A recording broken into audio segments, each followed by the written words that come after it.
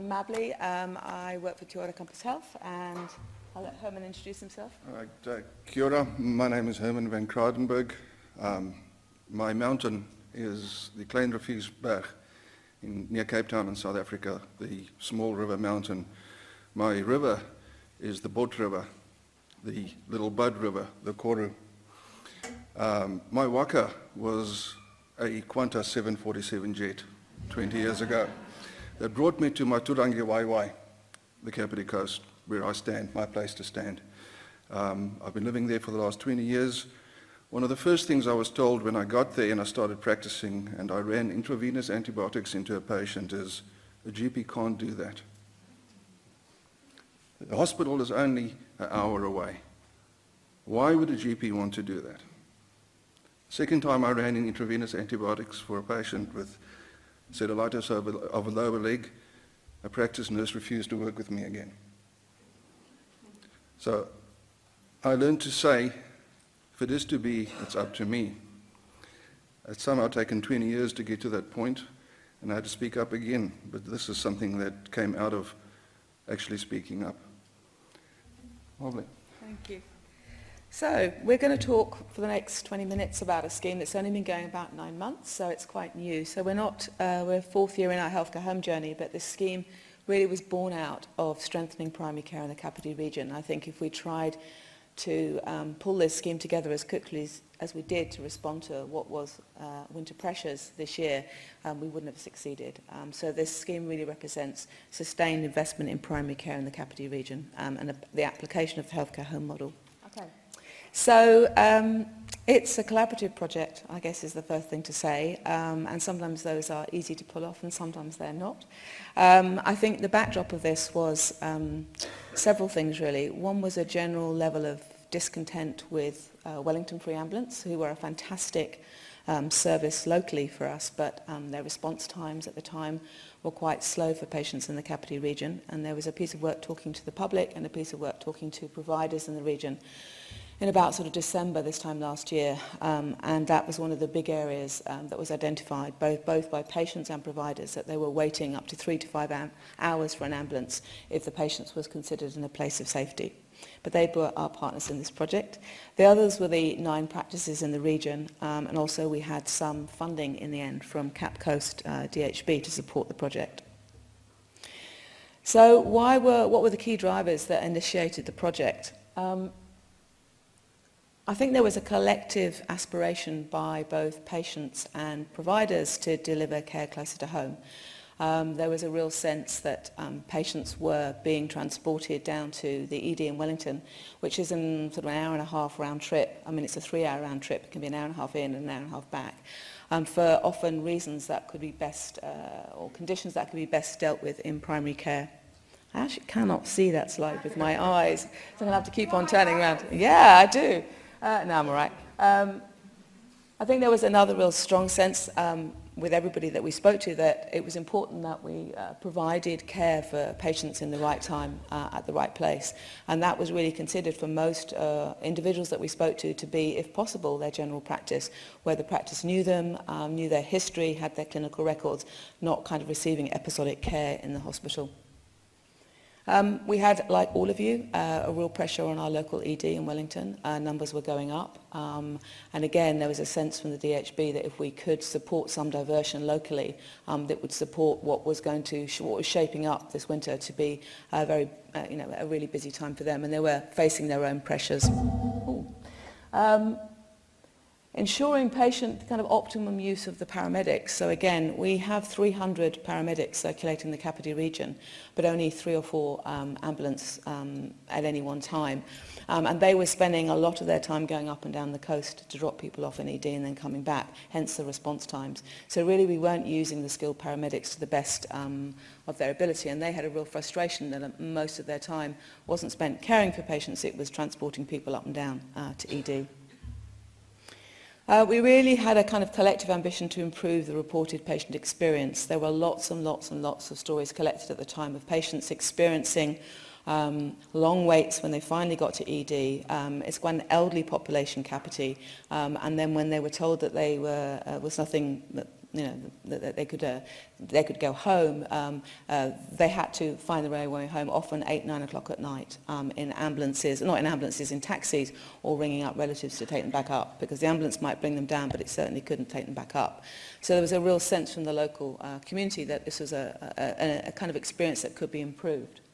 We also had a kind of growing local political pressure. Kapiti had a new mayor who was on the bandwagon to build a local hospital in the Kapiti, and everybody in primary care groaned at the thought of investing money in a local hospital.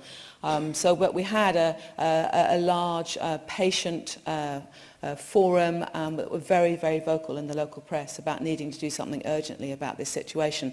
And their solution, as far as they could see, was to build a hospital in Kapiti to address this issue about patients going up and down. So we had to kind of come up with an alternative plan to support that. And finally, this kind of continuity of care. So patients were receiving episodic care in ED that was often not in line with what the plan was at the practice. So again, patients, children in particular, were receiving care that the practice had developed a plan with the patient, and the local doctor or the ED doctor wasn't aware of that, couldn't really have access to their records, so would do something episodic and sort of mess up that. So our data analysis, just telling you something a little bit about Kapiti, it's about just under 43,000 patients, and it's a pretty elderly population. 11,000 of those are 45 to 65, and then we've also got another 11,000 over the 65 age group. And that's a breakdown by practice, the 9 practices in the area. The ethnicity distribution in the practices, we have a range of different practices, very little ones and larger ones up to about sort of 10,000 patients. There's one VLCA practice, and there's real pockets of deprivation. But if you had to sort of typify Kapiti, you'd think sort of elderly European.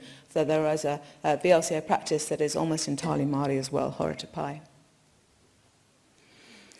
So when we looked at the data, it showed that approximately 15 people a day of the 5,500 Kapiti patients were attending ED between January and December of 2018.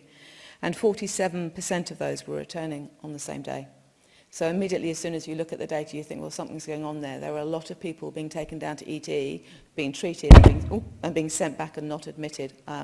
So actually, were they primary care amenable? Could have they been cared for in the practice? Patients were attending mostly between 9 a.m. and 8 p.m. And again, we said, well, a lot of our practices are open then, so why are they going from 9 a.m. to 8 p.m.? And there were spikes between midday. Weekend attendances were much more consistent over time, but certainly practices were saying, well, if we're open, why are our patients going to ED for their care? How were they getting to ED? Well, the bulk of them were getting by ambulance, so this is the problem with the ambulances, so they were spending a lot of time taking patients up and down the coast. And then the other forms of transport were often the patients' relatives or friends taking them. I think 16 arrived in a helicopter. And what were they going to ED for? Well, when we broke down the data, patients were mostly attending for unwell adults, sort of chest pain, abdominal pain, shortness of breath, and problems commonly associated with the elderly.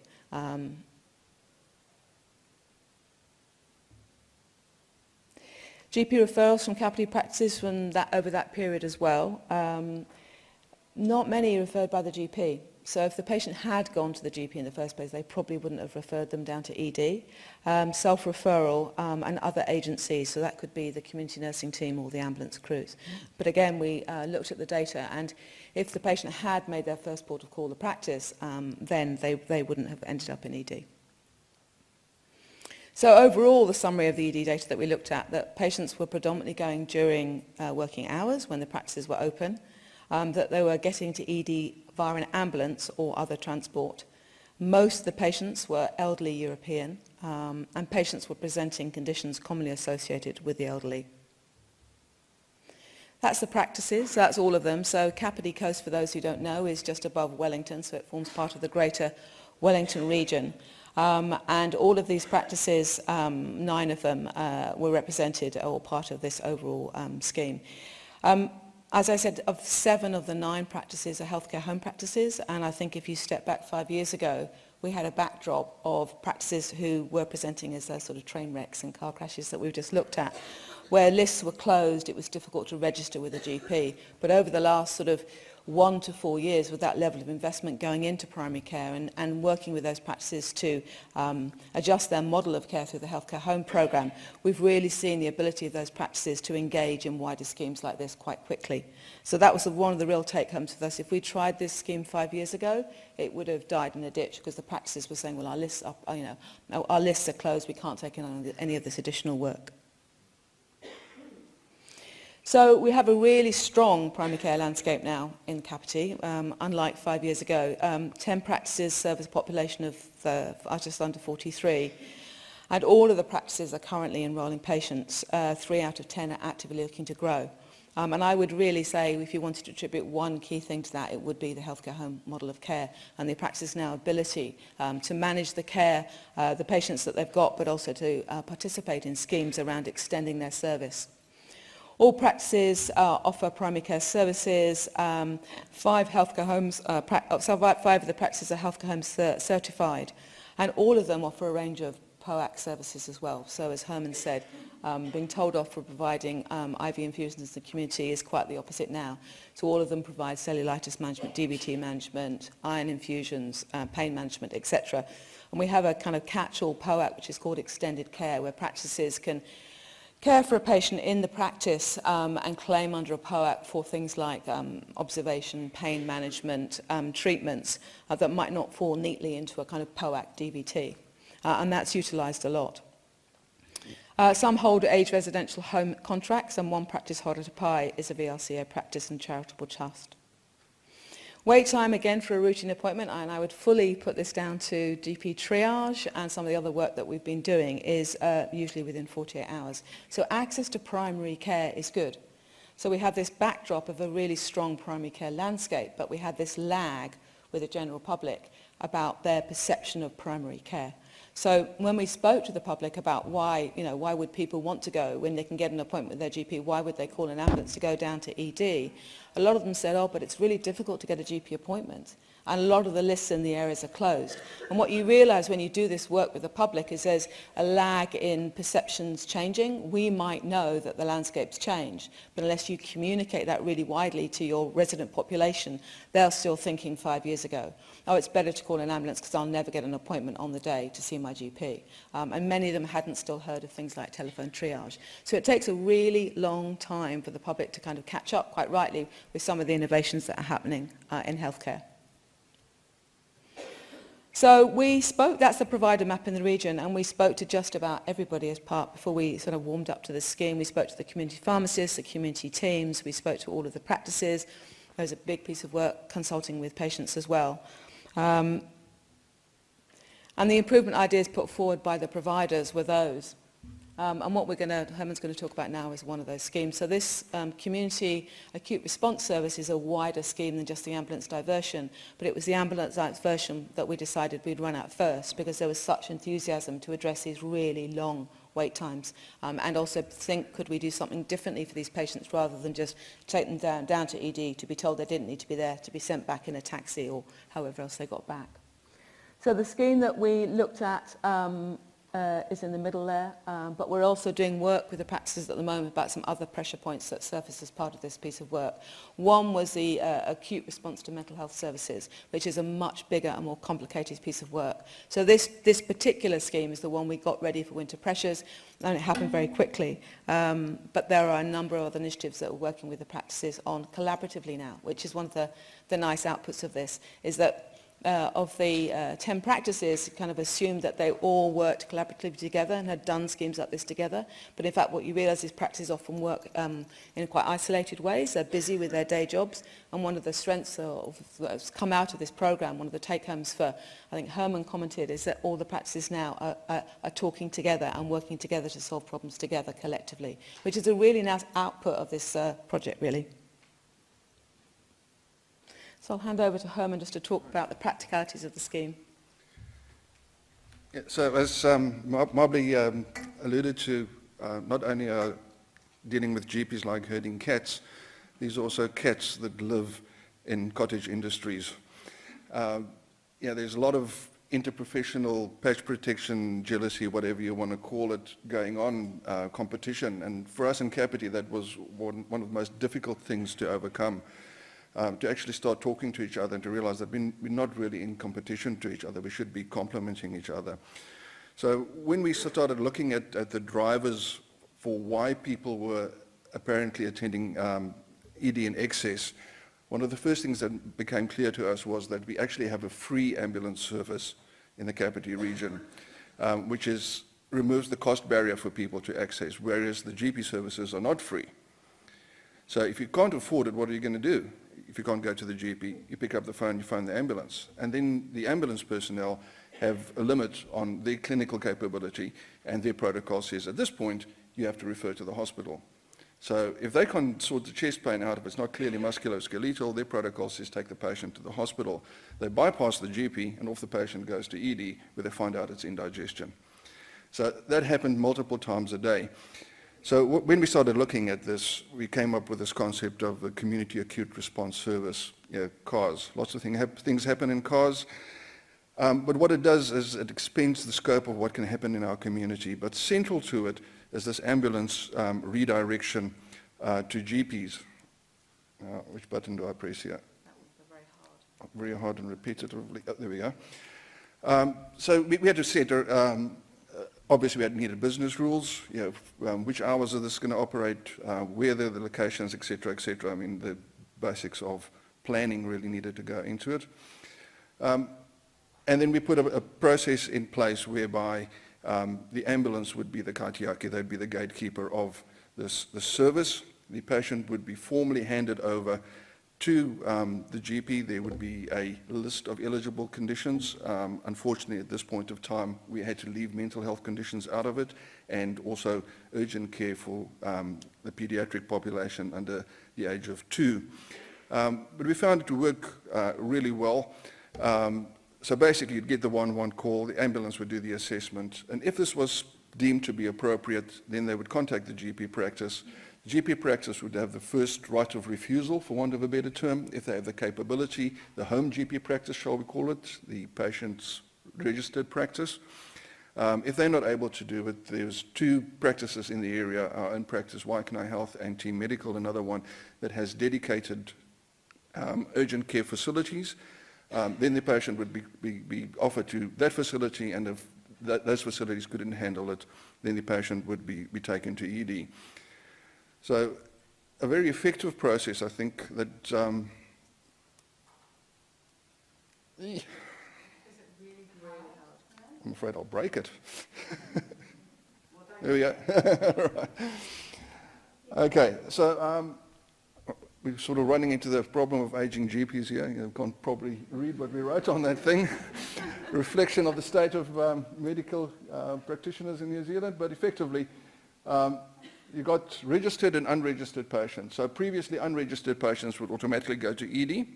So the provision was made for unregistered patients to be taken to one of the 2 practices with urgent care capability. We agreed hours and availability across all the practices in the regions. As I said, finally we're talking to each other, not only collegially, but also on a collaborative level. So just a few case studies. This first case is of a 93-year-old lady who lives on her own. She doesn't have any family nearby that she could call on. And she rang the ambulance because she had shoulder and back pain.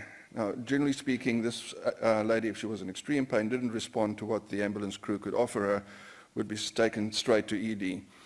Instead, she was taken to a GP who was able to arrange x-rays on the same day. She was transported by the ambulance to the GP practice, and it showed that she had an insufficiency fracture of the lumbar spine, and that she also had a flare of a rotator cuff syndrome. She was discharged home with a carer to visit 2 or 3 times a day. Overall, she was in the practice for 5 to 6 hours, getting her sorted with the x-rays and everything, but she didn't need to go to ED. The cost savings has been banded around a little bit. We think just on the ambulance transportation, one ambulance transportation to and from Wellington Hospital, I believe is somewhere in the region between $300 and $600. and the ED presentation in the range of $600 to $1,200 if you have x-rays, etc. So if you start doing the math, it becomes ample that this is a win-win situation for everybody. The GP gets paid for the intervention they offer the patient. The patient is happy that they didn't have to go to ED and come back at 3 o'clock in the morning in a taxi to nobody to look after her. So all in all, it was a win-win situation. Another one, which was a straightforward, successful ED redirection, the opposite end of it, a 13-year-old female, upper respiratory tract infection, vomited a few times, febrile convulsion. Mother called the ambulance. Baby was settled, but still distressed. Taken to the medical center, where clearly this was an unwell child, 39 degrees temperature. Prescribed Pamel, ibuprofen, sounded like she had a little bit of a teething problem going on there as well. Advised rehydration, and previously this child would have gone to hospital because she had a temperature 39, straight to hospital. It wasn't necessary for ED admission in this case. So redirected from ED, treated successfully in the community. Another case, a 27-year-old female with lower abdominal pain radiating to the back. Ambulance was called mid-morning, treated with oral analgesia, taken to the GP, query gallstones, query pancreatitis, query abscess, ultrasound organized for later in the same day. Patient went home with adequate analgesia. Investigation showed that she had ovarian cyst. Medical center took over her treatment and follow-up care, avoided the ambulance transportation to ED and subsequent ED admission. So these are ones every day we get reports from the hospital. Go down, oh yep, we confirmed this is gallbladder colic, this is renal colic. Go home, take some anti-inflammatories, analgesia, community ultrasound to follow. The costs simply, here we are again. Right, so we've done over 100 of these cases over the last 3 months. The feedback from GPs in general practice has been very positive. You can see them there. It's cost-free, doesn't cost the patient any. It's local. It's delivered on the Kapiti coast. It's timely. People don't wait for hours in ED. Saves the unnecessary journeys for patients into Wellington and long waits in ED. Better care by their own GP rather than junior hospital doctors. It avoids the discontinuous care, and keeps appropriate patients out of hospital. Can surely not be a bad thing.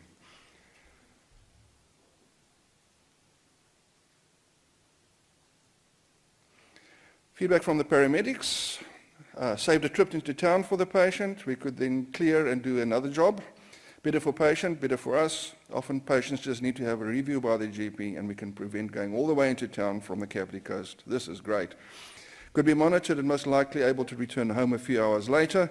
Patient didn't want to be transported down to hospital. Lessened the burden on ED when he only needed to be monitored for a short period of time. No cost, no long travel times, no worries for returning home. It was really great to keep the patient from hospital. Quicker scene, easier for the patient to return home. Less worry and stress for the patient as they are familiar with their GP practice.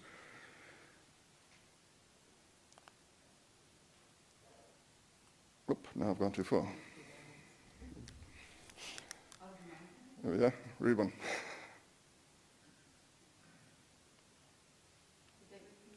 There we go. Did I go to? Yeah, there we go. That one. Right, so this looks at the volume of services by service date over the first 12 weeks, and you can see there's a clear pattern through the week and weekends in terms of things changing. When we analyzed the data and we started looking at this, one of the clear drivers here are people that actually take ill while they are at work, commuters that live in the Wellington, in Wellington and live on the Kapiti coast. So that would explain why there is a sort of a level over the weekends, but this up and down presentation picture over the working week. If we look at the duration of ambulance calls, this is the information we got from Wellington Free, prior to us starting the program, and afterwards the amount of time they would spend on a call, from the time of arrival to destination to drop off, we look at overall a savings in terms of ambulance time of 48 minutes on average per call. which is a significant saving. That ambulance is available for almost a 3/4 of an hour more for the community. At any given time, there's probably only 2 ambulances available to the 40,000 people on the Kapiti coast. So you can imagine if one is taken away for MI and the other one goes down with a gastroenteritis, the third patient has to wait sometimes for 6 hours, 8 hours. The longest we've had is for 9 hours, in which case an ambulance had to come from the Wairarapa all the way around. And it's terrible for patients. If you're lying there with biliary colic or something, it's just horrendous. The key learnings for us out of this is that we can actually use quantitative and qualitative data to drive decision making, both in service setup and evaluation of the impact of that. We got given these statistics saying you guys are clogging up our EDs with your patients. That was what went out in the media. Kapiti GPs swamp ED with their patients. That was what went out. And when we actually drilled down, it wasn't what was being referred by GPs. This was self-referral and ambulance referral that was driving the presentations. If we involve providers and patients in coming up with the solutions to local problems, we have good outcomes. It takes a long time to change perception of both the public and providers. The perception is still out there that only the hospital can prove good care for what is perceived to be urgent and severe conditions. If there's a shared set of drivers between providers and funding is made available, things can actually happen very quickly. So we've been able to change this in our region within 3 to 4 months. It is now 12 months since we started this project, and we are now starting to see a decline in the number of ED admissions from our region, or ED presentations rather than admissions. The admissions will probably stay the same, but the presentations have dropped down.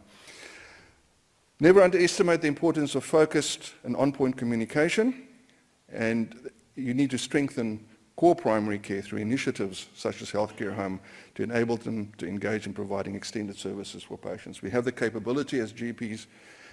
We've had stones put on our heads for so long. GPs can't do this, GPs can't do that. Some of it are pharmacoeconomic drivers. Some of those are drivers put on our practice limitations by people with self-serving patch protection ideas. It is amazing what we can do as GPs and as communities if we only put our minds to it. The political will is there and the DHB is prepared to put some money in it. They all want to see benefit in the end, bang for their buck, and I believe that is what we are delivering to our community. Thank you.